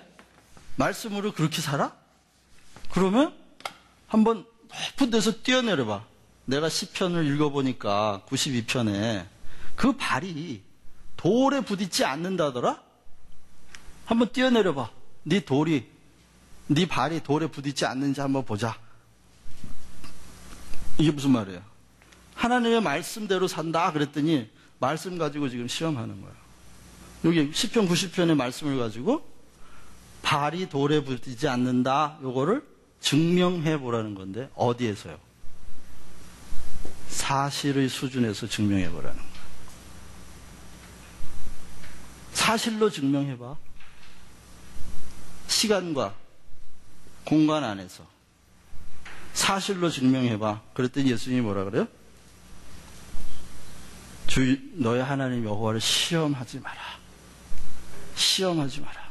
봐. 예수님이 지금 창조주이시면서 동시에 구세주로 오셔서 이분이 이루실 구원은 사실의 수준의 구원이 아니에요. 영원한 구원. 아시죠? 영생. 영생이에요, 영생. 그런데 우리가 지금 경험하는 사실, 시간과 공간 안에 매여 있는 건 이건 언젠가 끝난다니까요. 그건 보이는 거야. 보이는 건 잠깐이라 그랬어요. 보이지 않는 것이 영원하다. 보이지 않는 영적인 수준에서의 구원이고 영생의 수원, 영생, 영원한 수준의 구원인데 사실의 수준에서 증명해 보라는 거죠. 다시 말하면 하나님의 구원을 사실의 수준으로 떨어뜨리려고 그래요. 보여봐, 보여봐. 약 올리면서. 많은 사람들이 이런 얘기를 해요. 내가 예수 믿고 잘 살아야지. 그래야 나를 보고 사람들이 예수 믿을 거 아니야. 내가 예수 믿으면 복 받는다는 게 사실로 드러나야지. 그래야 날 보고 예수 믿을 거 아니야. 여러분, 그게 바로 사단의 유혹이라는 걸 잊으시면 안 돼요. 하나님이 주시는 복을 사실의 수준으로 끌어내려요. 하나님이 우리에게 주시는 복은 사실의 수준이 아니라 그걸 초월하는 진리요 영원한 생명의 수준이에요. 여러분, 만약에 여러분이 예수 믿고 잘 사는 것 때문에 같이 교회에 따라온 사람은 왜 따라온 거예요? 부자 되려고 따라온 거지. 영생 관심 없어요. 그게 속는 거라고, 그게. 우리 속에 있는 탐욕을 정당화하기 위해서 하나님의 말씀을 이용해. 사실의 수준에서 그 말씀이 증명돼야 된다는 거야. 아니요. 우리가 믿는 구원은 뭐라고요? 종말론적인 구원이라니까요. 물론 그 구원은 분명히 사실화되겠지만 언제? 때와 기한은 누구한테 있다? 아버지한테, 아버지한테. 아버지한테. 내가 기도하면 다 돼요. 기도하는 대로 다 돼요. 이 믿음이 좋은 것 같죠? 그거 이상한 거예요. 다 되면 안 됩니다. 때와 기한은 다 되면 자기가 다 정하는 거지. 때와 기한을. 자기가 다 정하는 거야. 그거 뭐야? 하나님이 이루어 주신 게 아니에요, 그거는. 속지 마세요. 기도했는데 안 되는 게 있어야 정상이야. 왜? 기도에 응답하시는 분은 하나님인데 하나님의 뜻이 나하고 다를 수 있잖아요. 내 뜻하고. 기도했는데 어떤 사람이 질병이 안 나았어요. 그러니까 사실화되지 않았으니까 믿음이 없다. 이렇게 말했으면 안 돼요. 하나님의 치유는 완전한 치유, 영원한 치유. 사실에서 나타나지 않아도 하나님의 약속 안에서 그곳에는 눈물이 없고 그곳에는 슬픔이 없고 그곳에는 병자가 없는 완전한 구원, 그 구원을 가져오십니다. 사실의 수준이 아니라 어떤 수준? 영적인 수준, 영원한 수준에서. 그러니 여러분, 사실 속에서 자꾸 하나님한테 뭘 요구하는 건 이 속는 거예요. 하나님 시험하는 거예요, 시험. 하나님 능력 있나 없나. 그래서 원망과 불평이 나와 여기서. 이걸 시험하면 원망하고 불평. 이스라엘 백성들이 3일길을 갔는데 먹을 물이 없어서 원망하고 불평했다 그러시잖아요. 그러면서 뭐라 그래요? 하나님을 시험하여 가로되 하나님이 우리 가운데 있는 거야 없는 거야? 하나님이 있으면 물 좀 줘봐. 하나님이 있으면 빵 좀 줘봐. 하나님이 있으면 그래서 주신 게 만나예요. 만나. 그 당시에 사실의 수준에서 하나님이 계시다는 걸 보여주셨어요. 그게 광야의 만나예요. 그런데 예수님이 오셨을 때 뭐라 그래요? 내가 만나다, 내가 하늘에서 온 떡이다. 내가. 그건 이제 하늘에서 내려오는 사실적 떡이 아니라 영원한 떡이요, 영생의 떡이라는 거예요. 그럼 예수 믿은 사람은 이제 사고의 차원이 사실을 초월할 수 있어야 돼요. 내가 먹은 떡은 영생하는 수준의 떡이지 사실의 수준에 증명되는 떡이 아니라고. 무슨 말씀인지 아시겠어요? 때로는 사실 속에서는 배고플 수도 있지만 내가 배고파 죽는다고 그 생명이 떠나는 게 아니라는 거예요. 그 생명이 주어진 이 의도 마찬가지예요. 그러니까 이 사실의 수준에서 증명하면 뭐가 돼요? 만약에 100% 약분을 해가지고 예수님이 뛰어내렸는데 사실로 발이 안 부닥쳤어요. 안 다쳤어요. 그렇다고 예수님이 구세주로 증명이 되는 거예요, 그게? 전혀 아무 상관없다니까요. 뛰어내렸는데 안 다쳤어. 그게 뭐? 그러니까 능력 있다? 사실의 수준의 능력으로 영원한 구원을 어떻게 가져와?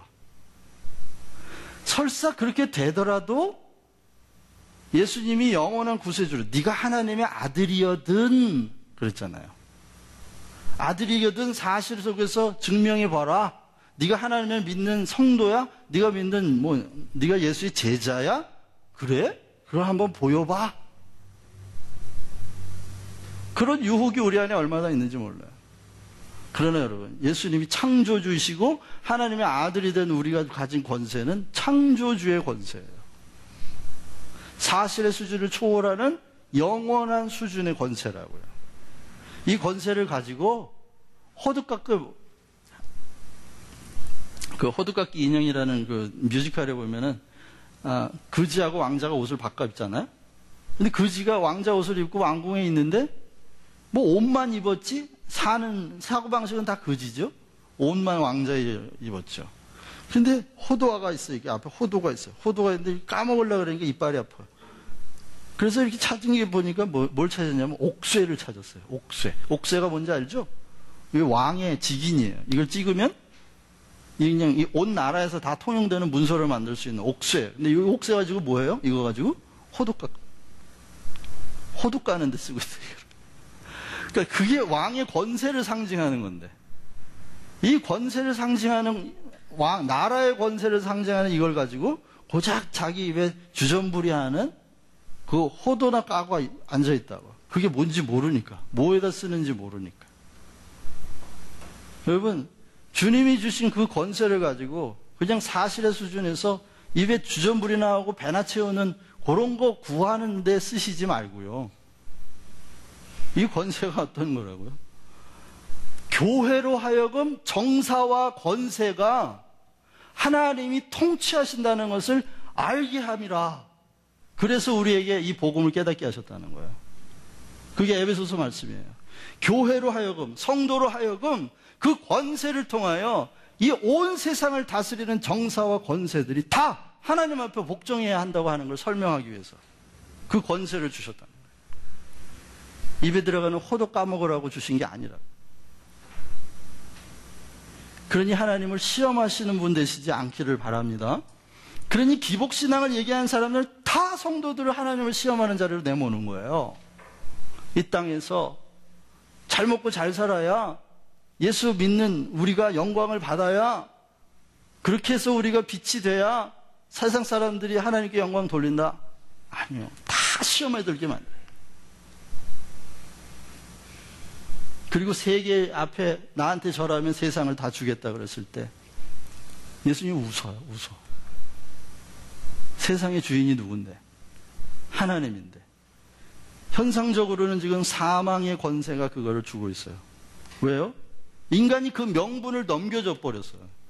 자기가 통치를 해야 되는데 마귀의 삶의 방식을 받아들이면서 그 명분을 넘겨줘 버리니까 세상이 일시적으로 사단의 권세에 넘어가 있지만 주님이 딱 오셔서 보니까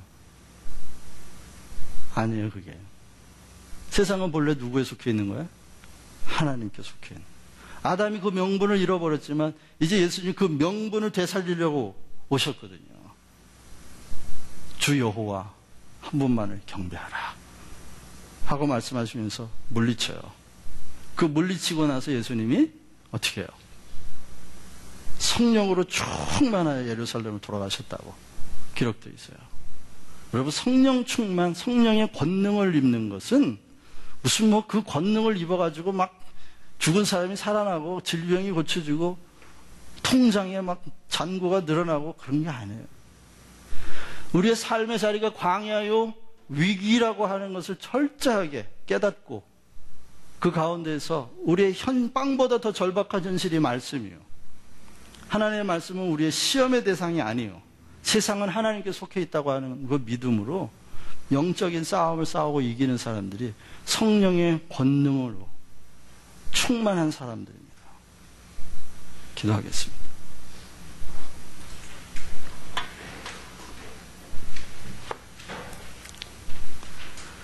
우리가 한번 정말 진심으로 기도할 수 있기를 바라는데요.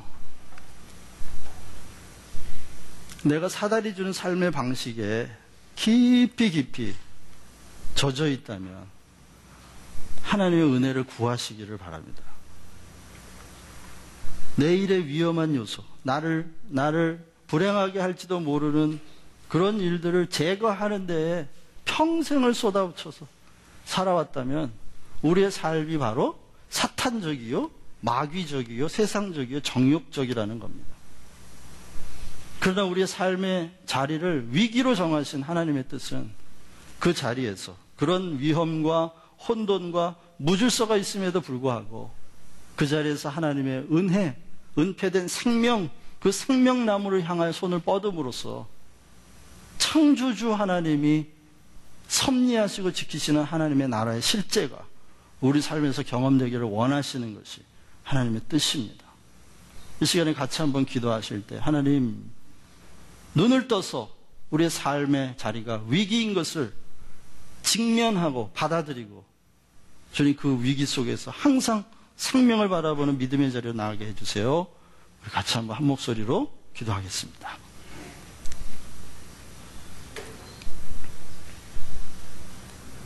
주님,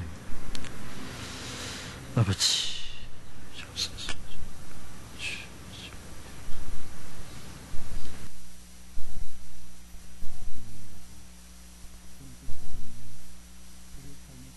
빛이 있으라 하시는 주님의 음성이 들려주기 원합니다. 하나님, 우리의 삶의 자리가 위기입니다.